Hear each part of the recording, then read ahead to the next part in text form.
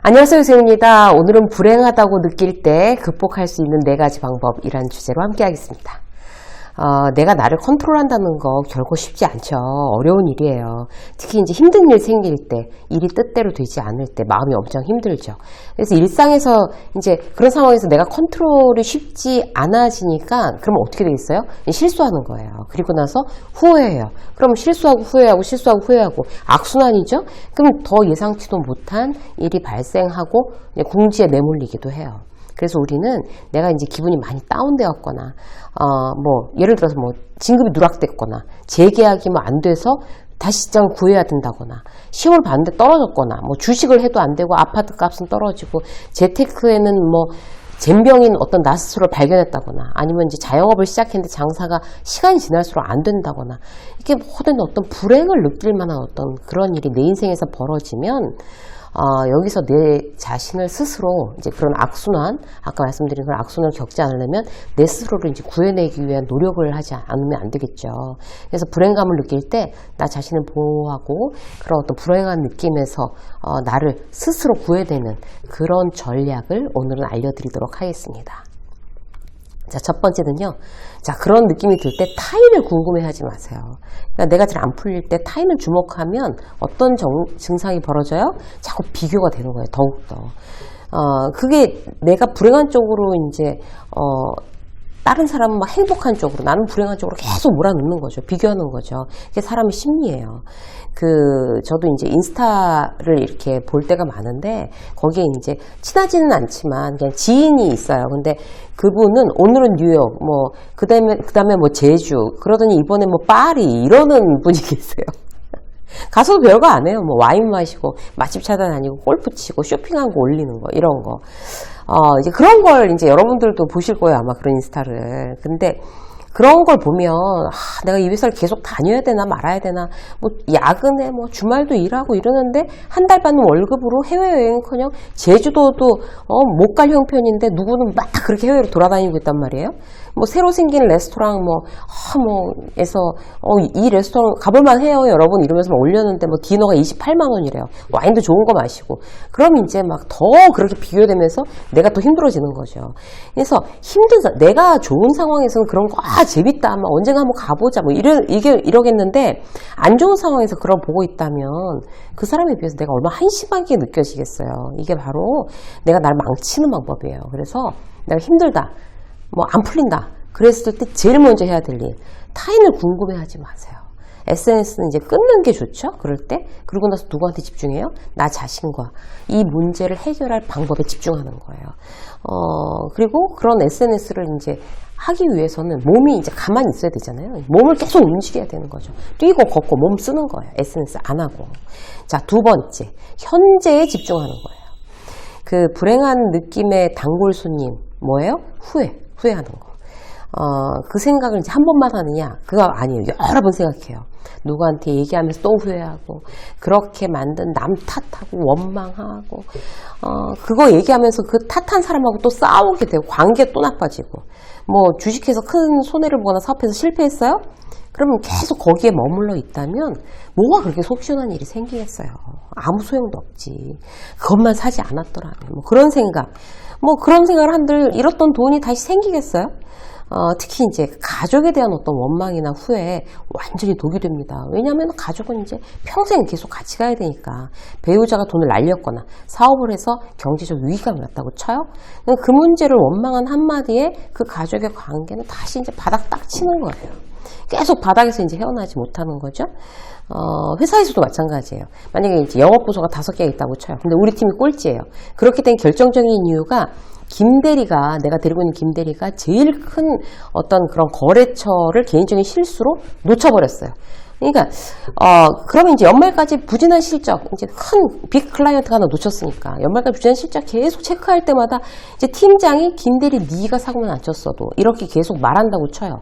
그러면 그 팀한테 어떤 도움이 될까요? 김 팀장 물론 1등 하고 싶죠. 근데 이미 사태는 벌어졌고, 딴 방법 찾아야죠, 가장 베스트는요, 김 팀장이 속이 터지더라도, 김대리의 사고건에 대해서는 다시는 언급하지 않는 거예요. 그게 이제 사람이니까 쉽지 않으니까 이제 원칙을 세워둬야 돼요. 지나간 일, 잘못된 일에 대해서 탓하는 일은 절대로 난 하지 않는다. 이걸 딱 내가 원칙으로 세워놓으면 훨씬 더 쉬워져요. 그렇게 하고 어떻게 해요? 현재에 집중하는 거예요. 어떻게 해야 매출을 끌어올리느냐.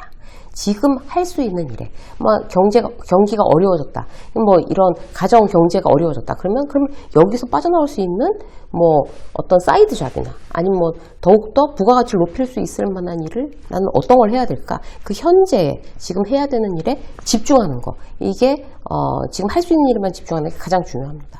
자, 세 번째. 자기 조절하는 거예요. 그러니까 일단 자기 조절 두 가지인데 하나는 이제 몸을 이제 컨디션을 조절하는 거고 두 번째는 멘탈 챙기는 거죠. 그렇게 되면 자기가 조절이 되는 거죠. 기본적으로 이제 먹고 뛰고 해야 되는 거죠. 몸이 컨디션이 좋으면 마음은 회복하기가 아주 쉬운 환경이 돼요. 이거 우선이에요. 그래서 뭐 몸이 굉장히 안 좋은데 막 정신이 막 너무 컨디션이 좋아진다. 이러기가 쉽지 않잖아요. 예를 들어서 실직을 했다고 치자고요. 내가 원해서 퇴직한 게 아니에요. 그냥 떠밀려서 나올 수밖에 없는 상황이에요. 요즘 그런 상황도 많죠. 그럼 상실감이 너무 커요. 그럴 때 뭐부터 해야 될까요? 그런 상실감이 클 때 일단 몸부터 챙기는 거예요.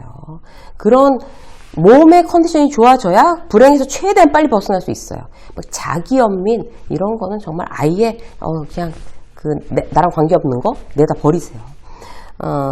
그러려면 이제 내가 좋아하는 거 정말 비싼 거 이런 거 이제 먹는 거예요. 혼자 먹든지 가족들이랑 먹든지 막 수고했어 막 이러면서 그동안 잘했어. 더 잘하면 돼. 이렇게 일단 몸을 먼저 챙기고 그리고 나서 이제 뭐 탄을 가든 탄천을 뛰든 땀나게 뛰는 거예요. 운동화 이렇게 딱 끈 묶고 이게 무슨 뭐 어디 구직 사이트 들어가서 하루 종일 인상 쓰면서 보는 게 아니에요. 사람들한테 막 돌아다니면서 부탁하고 이게 우선이 아니라 일단 자기 몸부터 챙기는 게 훨씬 더 우선적으로 해야 될 일입니다. 그리고 나서 이제 멘탈 챙기는 거죠. 멘탈을 챙기는데 가장 기본적인 게 뭐예요? 억울하면 안 돼요. 분하면 안 돼요. 그런 마음을 떠나보내는 게 첫 번째 멘탈 관리하는 방법이에요. 그런 억울하고 분한 마음이 계속 여기에 차오르고 있다면 어떻게 돼요? 멘탈이 점점 약해지는 거예요. 내가 불행하다는 느낌이 역시 이제 막 그런 마음, 막 분하고 난 왜 인정 못 받는가? 부장한테 충성을 다했는데 말이야. 나한테 그럴 수가 있어. 그런 식으로 뒤통수 칠 수 있어? 막 이렇게. 나는 명품백 하나 사지 못하고 악착같이 성실하게 일하고 돈 모았는데 배우자가 한 방에 날렸어. 물화병 걸리는 거죠. 그런데 내 멘탈을 위해서는 말씀드린 것처럼 지나간 거 다시 돌이켜 곱씹지 않는다를 원칙으로 세우고 내 억울하고 분한 마음이 떠오르면 그거를 그냥 강물에다가 이렇게 휙 던져가지고 이렇게 떠내려 보낸다라는 걸 자꾸 연상하세요. 내 멘탈 지킬 수 있는 굉장히 좋은 방법입니다. 한 가지 더 보면요. 재미예요. 재미. 인생은 뭐니 해도 재미가 있어야죠. 그저 재미있자는 의미가 아니고요. 지금 상황이 나빠졌으니까 집중하고 최고의 성과를 내기 위해서 나 자신을 최상의 상태로 돌려놔야 되잖아요. 효율을 극대화하기 위해서는 내 몸과 마음의 어떤 최상의 컨디션을 찾아야 되는데 그거에 진짜 그야말로 백미는 뭔가 하면 재미있는 일을 하는 거예요. 플러스 재미있는 일. 사람마다 다 다르죠. 재미있는 분야가 누구는 게임, 누구는 드라마, 누구는 뭐 운동. 그러니까 여러분이 재미있어하는 거 한번 나열해 보세요. 이렇게 한번 써보세요. 내가 재미있어하는 거, 뭐 이거. 이걸 이제 전략적으로 이제 하루에 중간중간에 배치하는 거예요. 저 같은 경우에는 원고를 하루 종일 써야 되는 날이 있어요. 마감이 걸리거나 이러면 아예 사무실에서 막 진짜 핸드폰 누구랑 전화도 막 무음으로 해놓고 막 메일도 안 보고 그냥 하루에 원고만 써야 되는 날 있어요. 근데 그렇다고 해서 사람이 뭐 10시간씩 12시간씩 쉬지 않고 막 계속 쓸 수는 없잖아요. 그럴 때 어떻게 하나 하면 A4지 한 장 반 정도를 쓰고 나서는 저는 그거 봐요. 여행 유튜브 영상. 쇼폼 있잖아요. 여행 유튜브. 이제 캠핑 가는 거, 막 이런 캠핑 가서 뭐 해먹는 거, 막 이런 거 1분 이내로 딱 정말 너무나 영상이 예쁘게 나온 것들이 많아요. 그런 거 보면 이게 좀 위로가 되는 것 같아요, 저는. 그리고 고양이 이제 그런 유튜브, 그런 것도 좋아해요. 여러분들은 뭐 좋아하세요? 저는 그래서 한 1시간 반 정도 오고 쓰고 한 15분 정도 그런 거 이제 아무 생각 없이 보는 거예요. 캠핑 뭐 영상 이런 거. 그러면, 그런 재미로 컨디션이 이제 이 어떤 집중도가 다시 회복이 되는 그런 느낌이 들거든요. 저 아는 이제 제가 좋아하는 작가는 저걸 본대요. 그러니까 살림하는 왜 그런 유튜브 있잖아요. 뭐 정리하고 이런 거. 그런 게 왜 재밌는지 모르겠는데 어쨌든 그분은 그게 재밌으시대요. 그러니까 이렇게 사람마다 다 다른 거예요. 우리는 이제 재미를 찾아야 돼요. 어떤 거를, 재미있는 거를 우리가 시도해서 나의 원래 하는 일의 효율을 더 극대화시킬 수 있는가 본인만이 알 수가 있어요.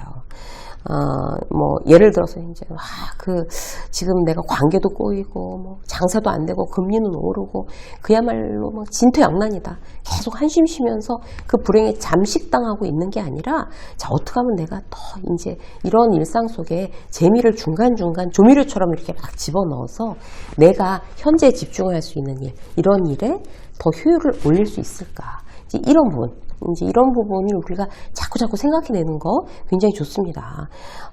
그렇게 해서 뭐 예를 들어서 나 요리하는 거 굉장히 좋아해. 그러면 요리 저녁 때 집에 한참 뭐 팀장한테 깨지고 저녁 때 와서 안 해본 요리 이런 거 이제 아무 생각 없이 딱 끝내고 나면 그래 뭐 별거야 다시 하면 되지 이런 자신감이 생길 수 있어요. 나의 마음 상태를 정상으로 돌아오게 하는데 여러분이 재미있어 하는 거를 하시는 게 대단히 도움됩니다. 오늘도 어려움 속에서 내가 나를 보호하고 어떤 구해내는 용기를 꼭 발휘하는 그런 여러분들이 되시기를 응원합니다. 유쌤의 직장 수업 오늘 여기까지 하겠습니다. 고맙습니다.